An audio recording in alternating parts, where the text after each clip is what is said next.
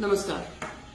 कल farmer MLA, former minister बाबा सिद्दीकी जी की जिस तरीके से बैंड्रा जैसे एक बिजी एरिया में गोली मारकर हत्या कर दी गई, वो बहुत ही दुर्भाग्यपूर्ण है और पूरे मुंबई वासियों को उन्होंने एक शॉक में डाल दिया है। एक दहशत का माहौल बन गया है और ये सिर्फ इसी इंसिडेंट की वजह से नहीं है, लगातार इस तरीके के इंसिडेंट्स हो रहे हैं जो दिखा रहा है कि महाराष्ट्र की लॉ एंड ऑर्डर व्यवस्था पूरी चरमरा चुकी है और कोई इसकी जवाबदेही नहीं ले रहा है। मैं आपको पिछले 4 इंपॉर्टेंट एपिसोड्स बता देती हूं जो दिखा रहा है कि खुद अलायंस वाले पार्टनर्स में ही अगर सुरक्षित माहौल नहीं मिल पा रहा है, उनकी मृत्यु हो रही है, तो ये पूरे मुंबई का को या महाराष्ट्र को क्या सुरक्षित माहौल देंगे।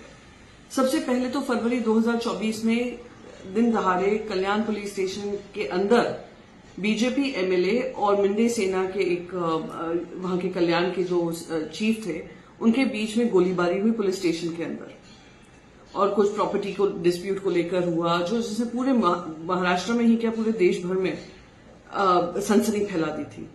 फिर फरवरी 2024 में ही अभिषेक घोसालकर जी, जो हमारी पार्टी के कद्दावर युवा नेता थे, उनकी दिन दहाड़े फेसबुक लाइव में मॉरिस नरोना कहा जाता है कि उन्होंने शूट आउट किया।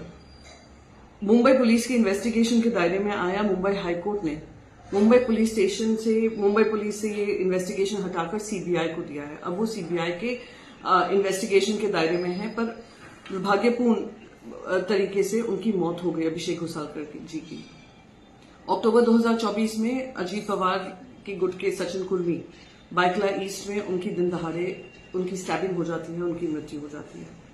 और अब आकर बाबा सिद्दीकी जी की कहा जा रहा है कॉन्ट्रैक्ट किलिंग है, लॉरेंस बिश्नोई गैंग है। आपको याद होगा लॉरेंस बिश्नोई गैंग वही है जिन्होंने सलमान खान इसी साल में सलमान खान के घर के बाहर गोलीबारी की थी। और मैं पूछना चाहती हूं, अगर ये कॉन्ट्रैक्ट किलिंग है, आपको बाबा सिद्दीकी जी बता चुके थे 15 दिन पहले कि उनको डेथ थ्रेट्स आ रहे हैं, क्यों ये इंटेलिजेंस फेलियर हुआ और पूरा लॉलेसनेस का कोलैप्स हुआ?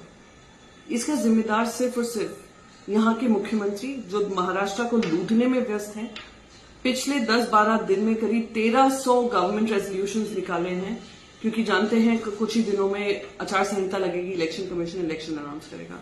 दूसरा सवाल इलेक्शन कमीशन के एक ओवरड्यू इलेक्शन का अनाउंसमेंट करने में उनको इतना समय लग रहा है। महाराष्ट्र लुटे जा रहा है, महाराष्ट्र में पूरी कानून व्यवस्था डगमगाई है, पूरा महाराष्ट्र का माहौल दहशत के उसमें फंसा हुआ है। इस पे निर्णय कब?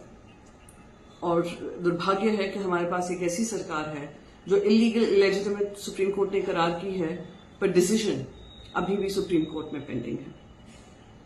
जय महाराष्ट्र, जय हिंद।